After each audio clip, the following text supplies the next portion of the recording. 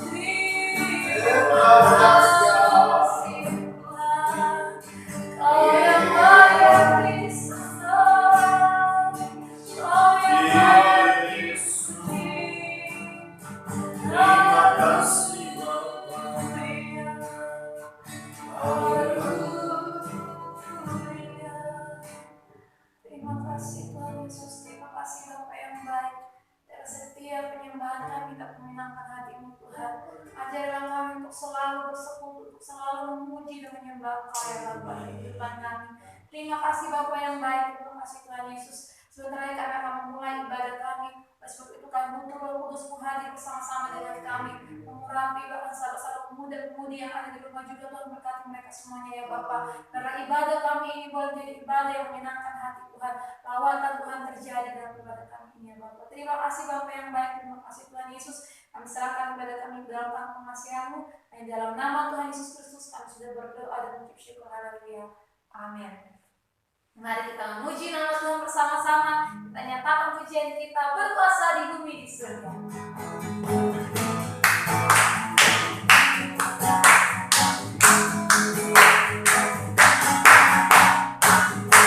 berkuasa di bumi di surga.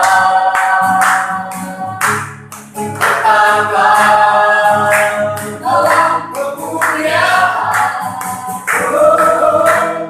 Dialah Tuhan Allah kita, Nama-Nya berkuasa, membela semuanya. Betapa hebat, betapa kuat, dasarnya Allah kita. Dia berjaya atas semua perbuatannya. Betapa hebat, betapa kuat, dasarnya Allah kita. Dia bernama Yesus saja saja. Tuhan Allah kita. Betapa hebat, betapa kuat, dasarnya Allah kita. Dia berdaya atas semua perbuatannya.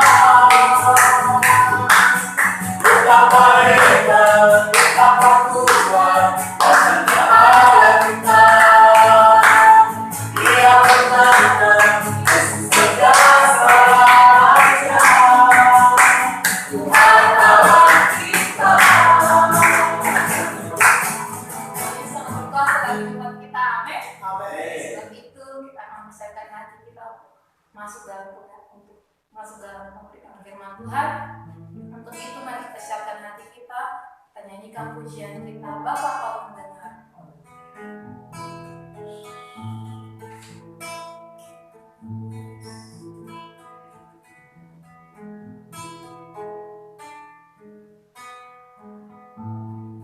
Bapa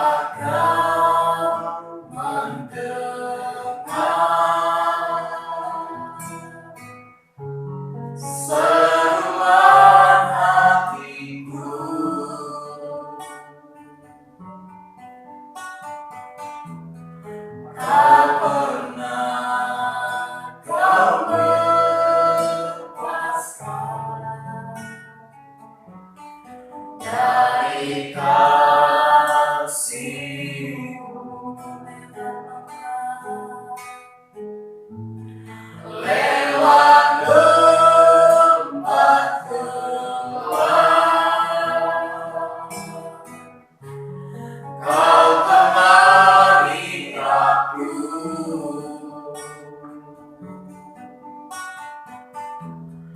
Rohmu bekerja selalu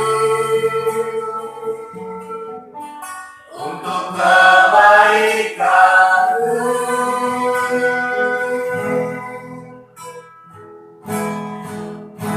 Mengalir kuasa dari tempat maha tinggi, Bapa kekal mulia, Kau hadir di sini, memulihkan hati, menyembuhkan yang terluka. Bukan tenang bersamamu, Bapa. Mengalir kuasa dari tempat mati, Bapa kekal mulia, Kau hadir di sini, memulihkan hati, menyembuhkan yang terluka. Bukan tenang bersamamu, Bapa. Bukan tenang bersamamu, Bapa. Bukan tenang bersamamu, Bapa. Terima kasih Bapa yang baik, ketika kami bersama dengan Engkau akan mengalami ketenangan yang sungguh-sungguh sampai depan kami Bapa. Terima kasih Bapa yang baik, atas setiap pujian dan penyembahan kami boleh menyenangkan hati Tuhan. Bapa yang baik, sementara kami mendengar kebenaran firman-Mu, oleh sebab itu Kau mengurapi hamba-Mu yang akan menyampaikan firman Tuhan. Karena setiap kebenaran firman Tuhan yang disampaikan itu semuanya menjadi anugerah bagi kami Bapa. Bahkan kami serahkan semua jam pemberitaan firman Tuhan ini dalam pengasihan-Mu, biar Tuhan yang berkuasa atasnya Bapa. Terima kasih Bapa yang baik, terima kasih Tuhan Yesus. Hanya dalam nama Tuhan Yesus Kristus kami sudah berdoa dan mengucap syukur. Haleluya. Amin. Shalom teman-teman pemuda, puji Tuhan. Di malam hari ini Kevi bisa kembali bersama-sama untuk menyampaikan firman Tuhan yang Kevi kasih judul Ketika Aku Ditolak. Teman-teman, di situasi sekarang ini anak-anak muda zaman sekarang sering mengalami rasa tertekan ketika mereka ditolak atau tertolak karena satu situasi atau keadaan tertentu. Nah, apakah perasaan tertolak itu? Tertolak adalah sebuah perasaan tidak dikasihi atau merasa tidak diterima oleh orang-orang yang seharusnya mengasihi dan menerima kita, atau kita merasa tidak lebih baik dari orang lain atau tidak cukup baik. Nah, perasaan iri hati ini sering terjadi ketika yang pertama, orang-orang penting dalam hidup kita menolak untuk menerima kita apa adanya. Yang kedua, perasaan ditinggalkan atau diabaikan sehingga memiliki rasa tidak berharga dan tidak berguna. Yang ketiga, perasaan terbuang. Ketika kita merasa tidak dikasihi apa adanya, tapi dituntut untuk melakukan sesuatu atau menjadi sesuatu baru kita dikasihi. Nah, ciri-ciri dari orang-orang yang tertolak itu seperti apa sih Kak Evi? Ya, Evi punya beberapa ciri-ciri. Apakah itu ada di dalam diri kita anak-anak muda atau enggak? Yang pertama, kita selalu punya pikiran yang negatif tentang orang lain. Yang kedua, kita merasa dipersalahkan dan akhirnya kita sering sekali membenarkan diri kita. Yang ketiga, kita ingin diakui. Yang keempat, kita selalu ingin menang dalam segala hal, meskipun hal itu tidak berarti apa-apa. Yang kelima, kita merasa lebih baik dari orang lain, namun juga kita sering sekali nggak konsisten tentang sesuatu. Yang keenam, moodnya kita itu berubah-ubah sesuai dengan kondisi. Yang ketujuh, kita tidak fleksibel dan sangat kaku terhadap sesuatu. Yang kedelapan, kita haus pujian, kita ingin diakui. Yang kesembilan, kita memiliki perasaan diabaikan, sensitif ketika kurang diperhatikan oleh orang-orang tertentu. Bahkan kita menghindari pertemuan-pertemuan yang bersifat sosial karena merasa kita berbeda. Nah, teman-teman coba di cross check dalam diri kita, apakah perasaan ini atau gejala-gejala ini ada dalam diri kita atau enggak. Kalau ada, itu adalah ciri-ciri dari kita merasa kita tertolak.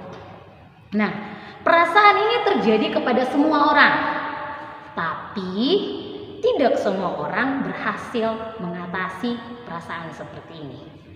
Akibatnya banyak orang melakukan hal-hal negatif ketika ia ditolak, atau ketika ia tidak diterima, atau ketika ia merasa tidak berharga.